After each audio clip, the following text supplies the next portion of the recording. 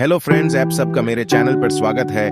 आज हम एक नई कहानी लाए हैं। एक लड़के और भूत के बीच की दोस्ती एक दिलचस्प और अनोखी कहानी बन सकती है। ऐसी दोस्ती के लिए यहाँ एक संभावित कहानी है, spectral bonds, the unlikely friendship.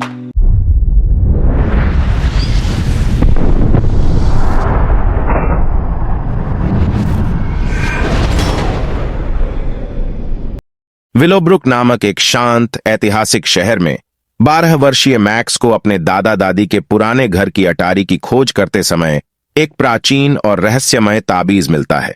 वह नहीं जानता कि ताबीज में अतीत की आत्माओं को जगाने की शक्ति है। एक शाम जब मैक्स ताबीज के साथ खिलवाड़ कर रहा था, एक झिलमिलाती रोशनी उसके कमरे को घेर लेती है, जिससे 19वीं सदी के एक मिलनसार और शरारती भूत कैस्पर की उपस्थिति का पता चलता है। पहले तो चौंक कर मैक्स को तुरंत एहसास हुआ कि कैस्पर को कोई नुकसान नहीं है और वह केवल एक जिज्ञासु और अकेली आत्मा है जो दुनिया के बीच फंसी हुई। जैसे जैसे दिन बीतते हैं, मैक्स और कैस्पर एक अप्रत्याशित दोस्ती बनाते हैं। मैक्स कैस्पर को आधुनिक दुनिया में घूमने में मदद करता है, उसे प्रौद्योगिकी, पॉप संस्कृति और पिछली शताब्दी में हुए परिवर्तनों के बारे में सिखाता है।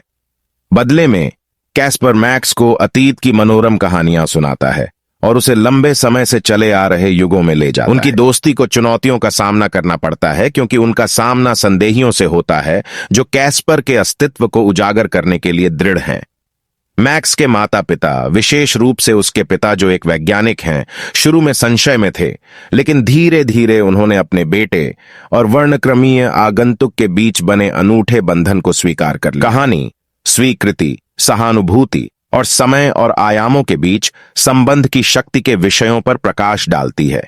मैक्स और कैस्पर एक साथ मिलकर दिल छू लेने वाले साहसिक कार्य पर निकलते हैं, उन रहस्यों को सुलझाने और कैस्पर के अस्तित्व को प्रभावित करने वाली ऐतिहासिक गलतियों को सही करने के लिए मिलकर काम करते हैं। जैसे जैसे चरमोत्कर्ष निकट आता है, मैक्स को पता चलता है कि ताबीज न केवल कैस्पर को उसके जीवन में लाया, बल्कि उसे अंत खोजने और उसके बाद के जीवन में आगे बढ़ने में मदद करने की कुंजी भी है।